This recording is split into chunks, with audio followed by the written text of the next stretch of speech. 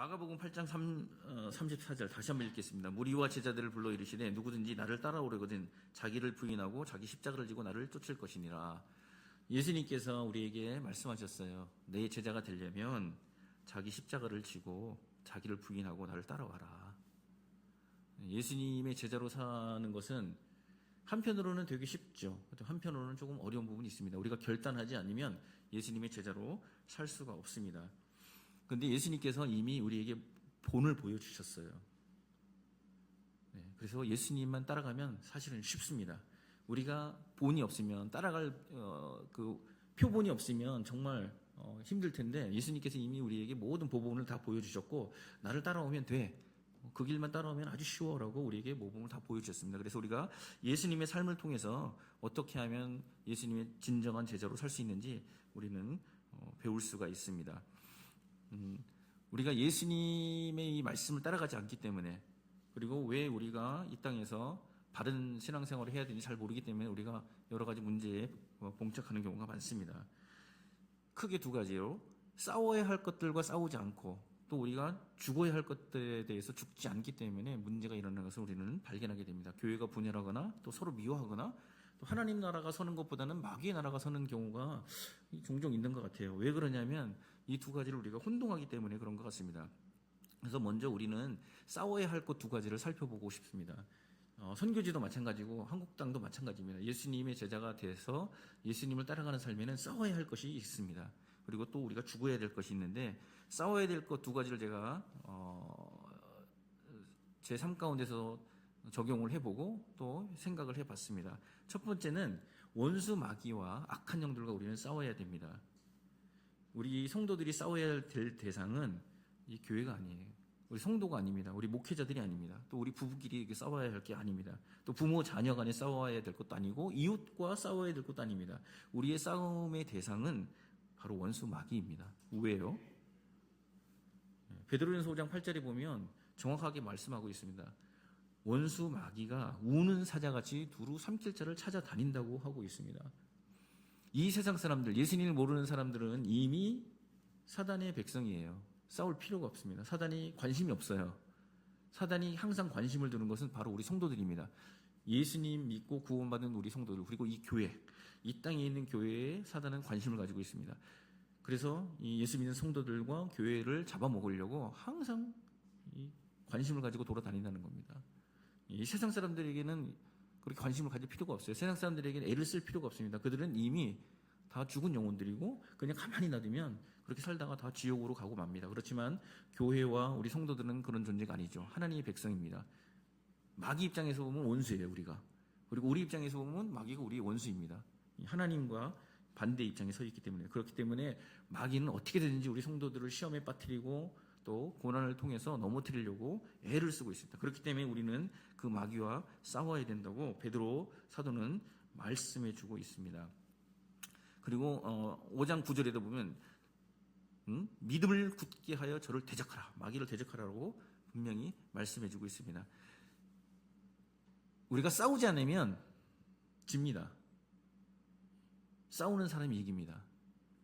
테니스에서도 마찬가지죠. 최선의 방어는 공격이라는 말이 있습니다. 싸우지 않으면 전쟁에서 이길 수 없습니다. 전쟁을 하는데 성 안에 문을 굳게 잡고 잠그고 그냥 방어만 해보십시오. 그러면 그 전쟁에서 이길 수 있을 것 같습니까? 절대 이길 수 없습니다. 성 안에 갇혀 있으면 결국 굶어 죽습니다.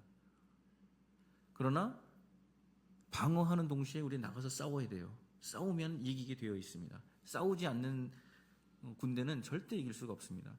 마찬가지로 우리 교회는 싸우는 존재로 부름을 받았습니다. 마태복음 16장 18절 말씀을 보면 또 내가 네게 이르노니 너는 베드로라 내가 이 반석 위에 내 교회를 세우리니 음부의 권세가 이기지 못하리라고 정확하게 말씀하고 있습니다. 저기에 보면 음부의 권세가 이기지 못하리라라는 말은 이 악한 영의 세력이 교회를 절대 이길 수 없다는 말입니다. 거꾸로 말하면 교회는 반드시 악한 세력을 이긴다는 겁니다. 교회는 그런 존재입니다. 교회는 태생부터 처음에 탄생할 때부터 세상을 이긴 존재로 탄생을 했습니다. 그렇기 때문에 우리가 싸우면 교회가 원수 사단 마귀를 대항해서 싸우면 반드시 이기게 되어 있습니다.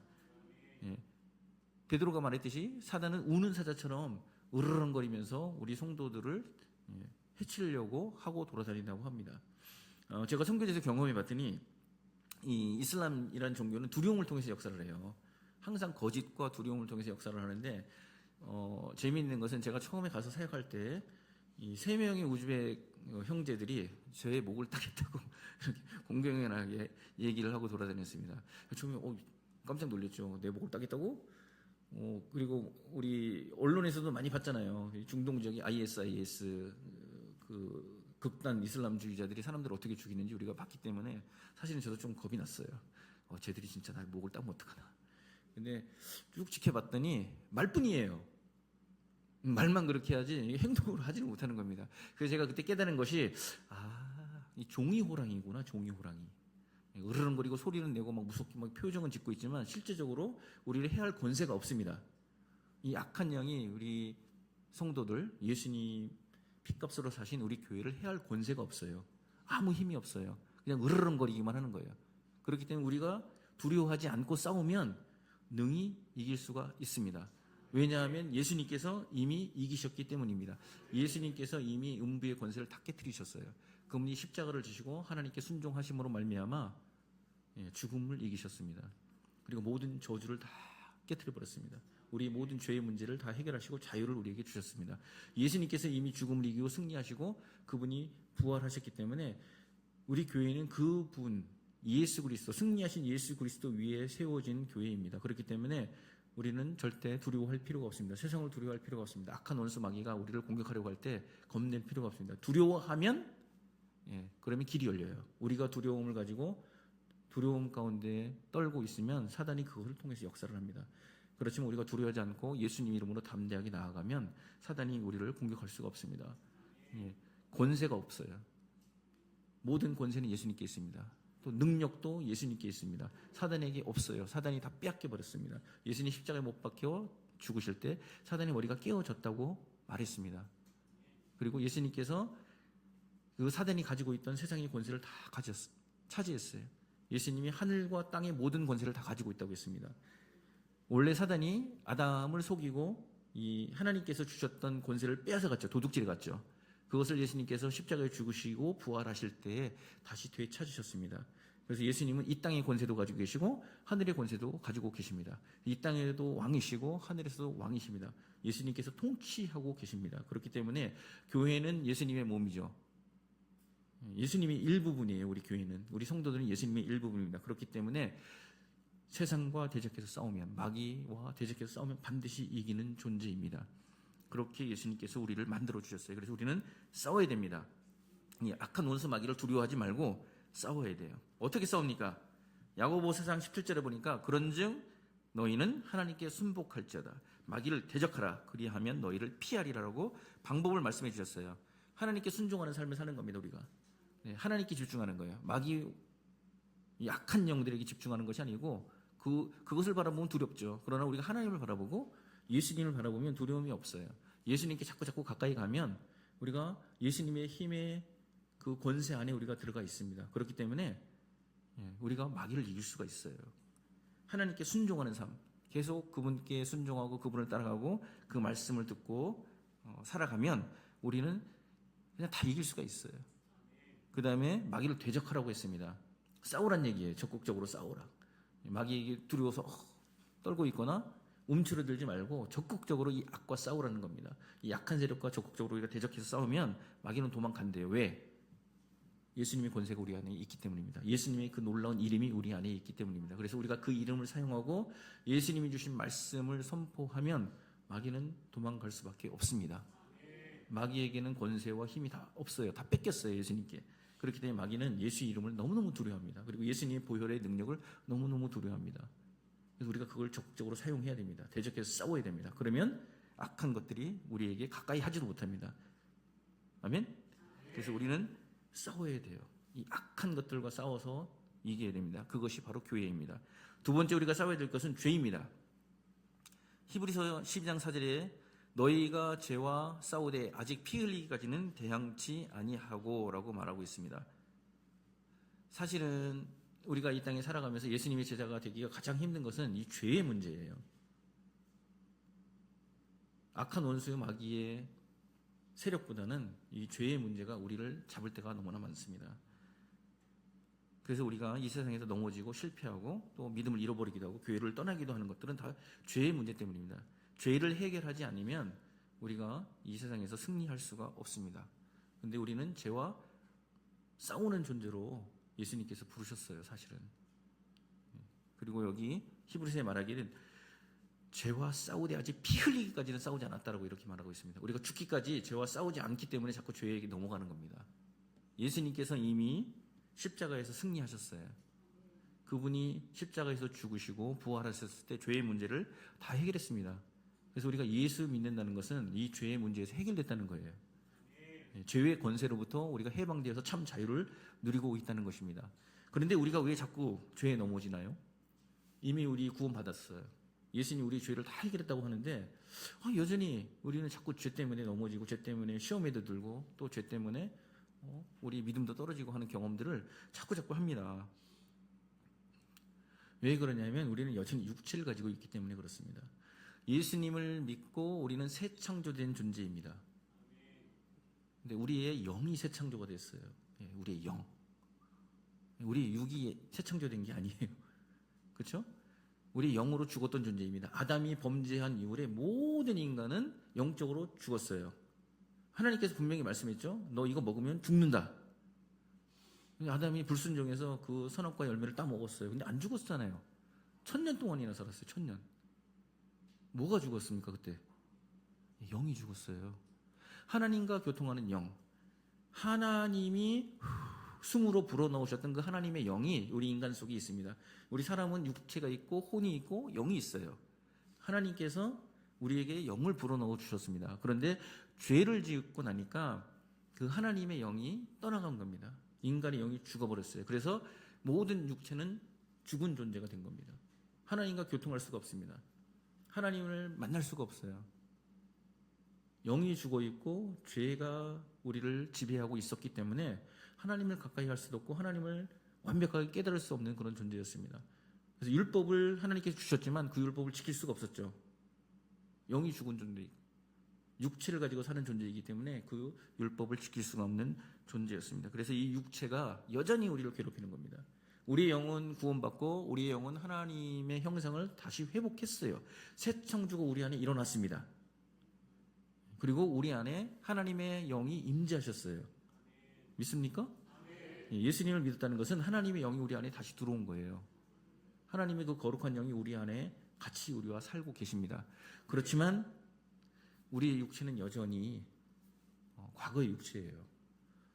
우리가 예수님 믿고 성화가 된다고 그러잖아요. 거룩한 존재로 우리가 밖에 나간다. 근데 우리는 완전하게 거룩한 존재가 될 수가 없습니다. 아직은 아니에요.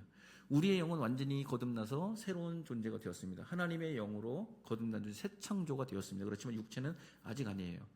우리가 이 땅에서 육체를 입고 살기 때문에 자꾸 죄의 유혹에 빠지고, 그리고 육체는 옛 습관을 아주 사랑합니다. 이 육체는 우리가 싸우지 않으면 자동적으로 죄를 그냥 따라갑니다. 육체라는 게 그런 거예요. 얼마나 옛날 습관을 자꾸 따라가. 옛날 게 더 좋죠. 육체는 편해요. 옛날의 삶을 사는 게 육체는 더 편합니다. 그렇기 때문에 우리가 이 육체와 싸우지 않으면 육체는 그냥 자꾸 저쪽으로 갑니다. 이 세상으로 달려가게 돼 있어요. 그리고 육체가 좋아하는 것들을 따라가게 되어 있습니다. 그렇기 때문에 우리는 이 육체가 좋아하는 죄성과 싸워야 합니다. 우리가 싸우지 않으면 우리는 자꾸 세상으로 가요. 예수님 믿었는데 왜 내가 이러지? 육체가 아직 완전하게 거룩한 몸으로 변화되지 않았기 때문에 그렇습니다. 그래서 이 싸움은 천국에 갈 때까지 어쩔 수 없이 싸워야 되는 싸움입니다. 육체의 정욕과 싸움. 성경은 정확하게 말씀하고 있습니다. 육을 따라 살면 망한다, 죽는다. 영을 따라 살면 산다라고 정확하게 말씀해주고 있습니다. 우리는 우리 속에 임재하신 성령님을 따라 사는 존재입니다. 육체를 따라 사는 존재가 아닙니다. 예수님을 믿었다는 것은 그거예요. 예수님의 영이 우리 가운데 임재했습니다. 그래서 우리는 영을 따라 살아야 돼요. 우리 속에 계신 성령님을 따라 사는 게 우리의 본질이에요. 우리의 본 모습입니다. 육체는 옛것이고 다 지나간 것입니다. 그것은 옛사람이에요. 육체를 따라가면 그건 옛사람을 따라가는 겁니다. 하나님께서 우리를 새 창조하셨고 새 사람으로 지으셨습니다. 그래서 우리는 육체와 싸우면 이길 수 있습니다. 죄와 싸우면 능히 이길 수가 있습니다. 왜? 영이 더 셉니까? 육이 더 셉니까? 영이 더 세죠. 하나님의 영이 더 세죠. 육체가 더 세지 않습니다. 그렇기 때문에 우리가 싸우면 이깁니다. 그러나 싸우지 않으면 육체는 그냥 죄성으로 막 따라가게 돼 있어요. 이 옛날 습관을 그냥 쫓아가게 돼 있습니다. 왜? 그게 더 편하거든요. 육체는. 그렇기 때문에 우리는 이 육체가 좋아하는 죄와 끝까지 싸워야 합니다. 근데 어려운 것 같죠? 어렵지 않습니다. 예수님께서 우리에게 방법을 다 가르쳐 줬어요. 이 죄성, 육체와 싸는 방법을 다 가르쳐 줬어요. 첫 번째는 회개하는 겁니다. 요한복음 13장 10절에 보면 예수께서 가라사대 이미 목욕한 자는 발밖에 씻을 필요가 없느니라. 온 몸이 깨끗하니 너희가 깨끗하다. 다는 아니니라 하시니라. 이렇게 말씀해 주셨습니다. 여기에서 한 번 목욕한 사람, 예수님 믿고 예수님 피로 거룩해진 존재를 얘기하죠. 우리가 회개하고 예수님을 믿으면 거듭나서 거룩한 존재가 됩니다. 우리의 옛날 과거의 모든 죄는 예수님 피로 다 깨끗하게 됩니다. 그렇지만 우리가 이 땅에서 여전히 육체를 가지고 살아가야 돼요. 그러면 조그마한 죄들이 여전히 우리 가운데 있습니다. 그것은 먼지와 같은 거예요. 온몸을 깨끗하게 씻은 사람 다 깨끗하지만 우리가 이 세상에 살아가면 발은 자꾸 더러워지잖아요. 그 작은 죄들은 우리가 짓고 살 때가 정말 많습니다. 근데 그것을 해결하는 방법을 가르쳐 주셨어요. 그게 회개입니다. 우리가 회개하면 예수님께서는 우리의 죄를 다시 깨끗하게 씻어 주십니다. 근데 회개하지 않으면 죄가 없어지질 않아요. 그래서 예수님께서는 회개하라고 말했습니다. 그리고 회개가 왜 중요하냐? 예수님이 회개하지 않는 사람, 죄송합니다. 왜 회개가 중요하냐면 예수님께서 처음 설교를 하신 게 있어요. 예수님이 공생애를 시작할 때 처음 한 설교가 뭔지 아세요? 기억나세요? 네, 회개하라, 천국이 가까웠느니라. 그리고 침례 요한이 또 처음 한 설교가 있습니다. 기억나시죠? 예수님도 침례 요한도 똑같은 설교를 했습니다. 회개하라, 천국이 가까웠느니라. 회개하지 않으면 천국에 들어갈 수 없다는 얘기입니다. 회개하지 않으면 죄가 씻어지질 않아요. 그렇기 때문에 우리는 회개함으로 죄를 매일매일 씻고 거룩한 존재로 살아가야 됩니다. 근데 회개와 후회의 차이가 있어요. 많은 경우에 우리는 후회합니다. 후회. 내가 왜 그렇게 했지? 내가 왜 그렇게 했지? 후회는 거기서 끝나요. 그렇지만 회개는 돌이키는 겁니다. 내가 가던 길에서 돌이켜서 말씀으로 다시 돌아가는 게 회개입니다. 후회와 회개의 차이가 거기에 있습니다. 그래서 우리는 매일매일 회개한다는 것은 내가 잘못된 길에서 돌이켜서 말씀으로 돌아가서 내가 다시 순종하는 삶을 살겠다. 그렇게 매일 그렇게 함으로 말미암아 우리는 이 죄를 이길 수 있습니다. 또 하나는 하루를 사는 지혜예요. 마태복음 6장 34절에 그러므로 내일 일을 위하여 염려하지 말라. 내일이 염려할 것이요 한날 괴로움은 그날이 족하니라. 이렇게 말씀했습니다. 우리가 죽을 때까지 믿음 생활을 해야 된다고 생각을 하고 내가 죽을 때까지 매일매일 싸워야 된다고 생각하기 때문에 사실은 그 싸움을 싸우기가 어렵습니다. 그렇지만 우리에게 주어진 시간은 오늘 하루밖에 없습니다. 어제는 지나갔어요. 제 시간 아닙니다. 내일은 아직 오지 않았어요. 제 시간 아니에요. 그래서 예수님께서 오늘 하루를 믿음으로 살아라. 오늘 하루를 내 말씀대로 순종해서 살면 돼. 그리고 오늘 하루 네가 회개하면 돼. 평생 살아갈 걸 막 다 회개할 거 생각하면 못하죠. 그 다음에 내가 매일매일 어떻게 이렇게 말씀대로 순종하여 살 수가 있을까? 이 죄와 어떻게 싸워서 이길 수 있을까? 그렇게 생각하지 마시고 오늘 하루를 그렇게 살면 됩니다. 오늘 하루를 하나님 말씀대로 내가 순종해야지. 오늘 하루를 내가 죄와 싸워서 이겨야지. 오늘 하루를 내가 원수 마귀와 싸워서 이겨야지. 오늘 하루, 딱 하루만 우리가 믿음으로 살면 됩니다. 그 하루를 믿음으로 살다 보면 그날이 와요. 천국 가는 그날이 옵니다. 그럼 우리는 능히 승리할 수가 있습니다. 그래서 오늘 하루를 사는 지혜를 따라 우리가 살면 됩니다. 그래서 오늘 하루 말씀을 붙들고 원수 마귀가 싸우고 또 오늘 하루 죄와 피 흘리기까지 싸우면 우리는 언제 약속의 땅에 왔지? 생각지도 못한 사이에 천국에 우리는 와 있게 될 것입니다. 세 번째는 죽어야 할 것 하나가 남아 있습니다. 마가복음 8장 34절 우리 다 읽었죠? 나를 따라오려거든 자기를 부인하고 십자가를 지고 나를 쫓으라. 예수님의 제자가 된다는 것은 사실은 죽는 삶입니다. 예수님께서 우리에게 그 모든 것을 다 주셨어요. 우리가 죽을 때까지 그 모든 것을 다 모범을 보여주셨어요. 예수님은 하나님이시잖아요. 예수님이 하나님의 아들이십니다. 전능하신 분입니다. 이분이 모든 걸 다 할 수가 있어요. 이 땅에 오셔서 구원의 완성을 자기 방법대로 자기의 능력으로 다 할 수가 있는 분이었습니다.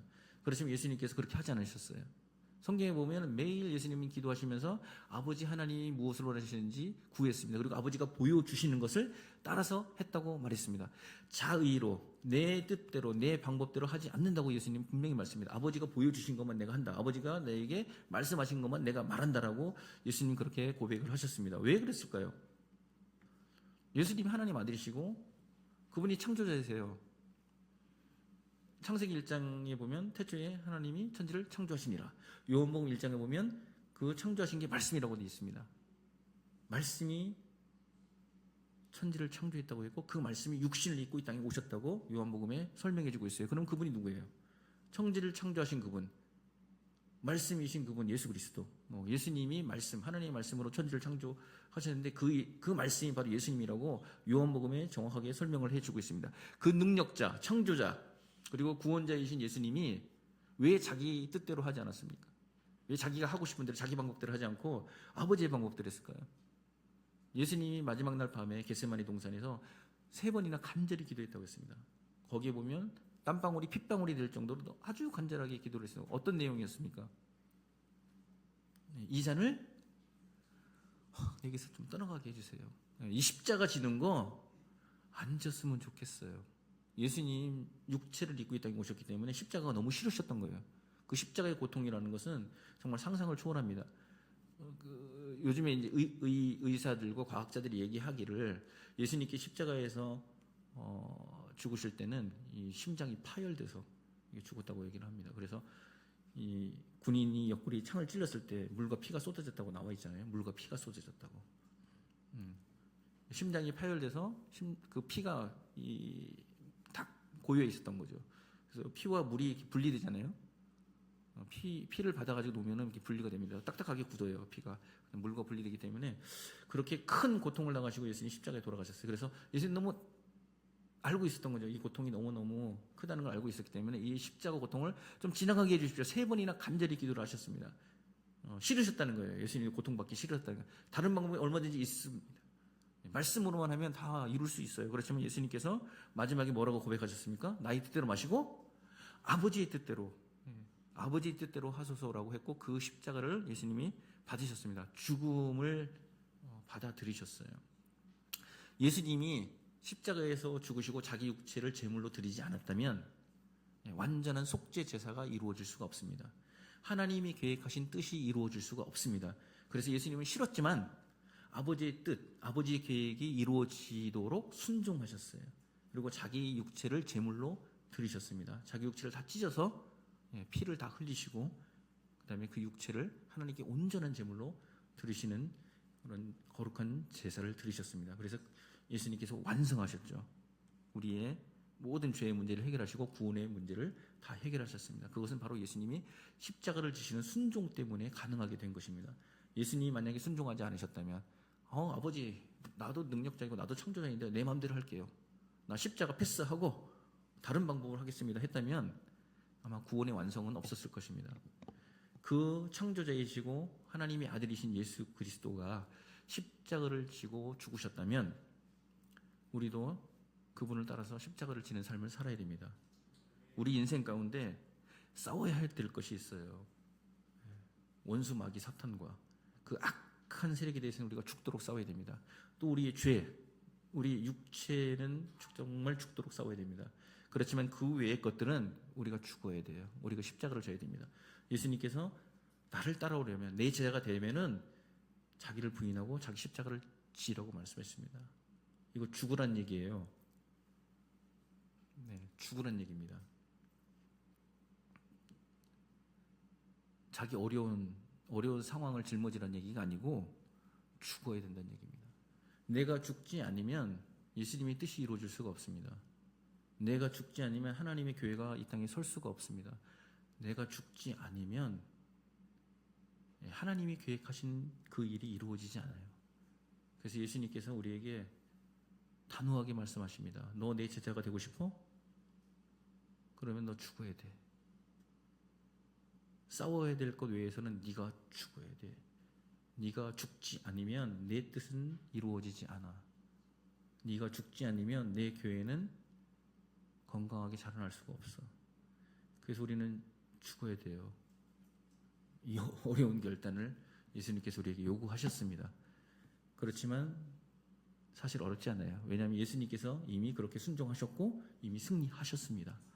예수님께서 승리하신 것을 우리는 따라가기만 하면 돼요. 그렇기 때문에 우리에게는 쉬운 일입니다. 예수님이 이미 성취하셨기 때문에, 승리하셨기 때문에 우리는 쉽습니다. 그렇지만 마음의 결단을 해야죠. 죽기로 제가 결단해야 됩니다. 내가 죽으면 열매가 맺어집니다. 예수님께서 말씀해 한 알의 밀이 땅에 떨어져서 죽지 않으면 한 알 그대로 있다고 했습니다.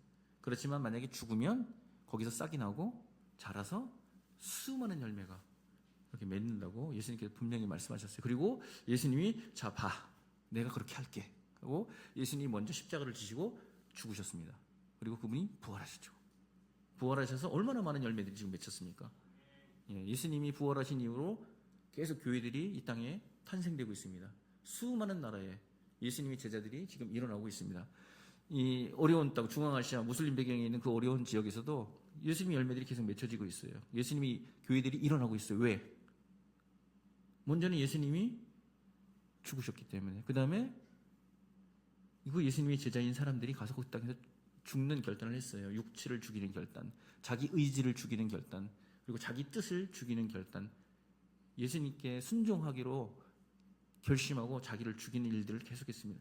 이 자기를 죽이는 삶, 십자가를 지고 죽는 삶을 산 그 한 사람 한 사람 때문에 그 땅에서 교회들이 일어나고 있고 믿는 성도들이 일어나고 있습니다. 한국교회도 마찬가지입니다. 한국교회도 초기에 선교사님들이 오셔서 자기를 죽이는 삶을 살았어요. 십자가 지는 삶을 사셨습니다. 그렇기 때문에 지금 한국교회가 부흥을 했고 여러분들이 여기 있는 겁니다. 그 한 사람, 순종해서 십자가를 지고 죽은 그 한 사람 때문에 여러분들이 지금 이곳에 있고 제가 있습니다. 또 우리도 마찬가지예요. 예수님께서 보여주신 그 본을 따라서 우리도 십자가를 지고 죽는 삶을 살아야 됩니다. 그러면 하나님이 일을 하십니다. 그 억울할 때가 많잖아요. 내가 왜 죽어야 돼? 내가 옳은 것 같은데? 그런데 그때 죽으면 하나님께서 계획하신 일이 이루어집니다. 더 좋은 것을 우리에게 돌려주십니다. 우리는 싸워야 될 것 두 가지. 원수 사단 마귀 악한 세력들하고는 죽도록 싸워야 됩니다. 또 하나 우리 육체의 죄, 우리 육체와는 죽기까지 싸워야 됩니다. 그렇지만 그 외의 모든 것에는 우리는 죽어야 됩니다. 우리가 죽기로 결단하면 예수님께서 우리를 부활시키십니다. 그리고 하나님의 뜻이 성취됩니다. 그리고 많은 열매들이 맺어지게 됩니다. 그래서 우리는 이 세 가지를 결단하면서 그렇게 살기를 소원합니다. 그래서 이 삶을 살기 위해서는 매일매일 회개하는 삶을 살아야 돼요. 그 다음에 매일매일 주님 바라보고 가는 겁니다. 그 다음에 예수님이 주신 말씀, 이 말씀을 먹어야죠. 우리가 먹어야 힘이 생기잖아요. 먹지 않으면 힘이 없습니다. 싸워서 이기려면 먹어야 돼요. 하나님의 말씀을 매일매일 먹는 삶을 살아야 됩니다. 영이 양식이라고 했어요. 생명의 떡이라고 분명히 예수님께서 말씀하셨어요. 이 생명의 떡인 말씀을 우리가 매일매일 먹으면 힘이 생깁니다. 영적인 힘이 생기고 이 세상과 죄와 마귀와 싸워서 이길 수 있습니다. 그 다음에 또 우리는 매일매일 성령의 인도를 받아야 돼요. 기도하는 삶. 예수님께서 겟세마네 동산에 제자들에게 했죠. 이 1시간 동안도 나와 깨어있을 수 없느냐. 그래서 기도의 최소 단위는 1시간. 1시간인 것입니다. 그래서 매일매일 1시간 이상씩 우리가 기도하는 삶을 살아야 돼요. 그렇게 할 때 우리에게 영적인 힘이 주어지고 또 우리가 능히 싸워서 마귀와 악한 세력들을 이길 수가 있고 우리의 죄와 싸워서 이길 수가 있습니다. 그리고 우리가 우리 육체를 죽여서 하나님의 뜻을 이루는 삶을 살 수가 있는 것입니다. 제가 그렇게 계속 살기를 원합니다. 그리고 우리 행복한 교회 성도님들이 그렇게 사시기를 축원드립니다. 아멘. 기도하겠습니다.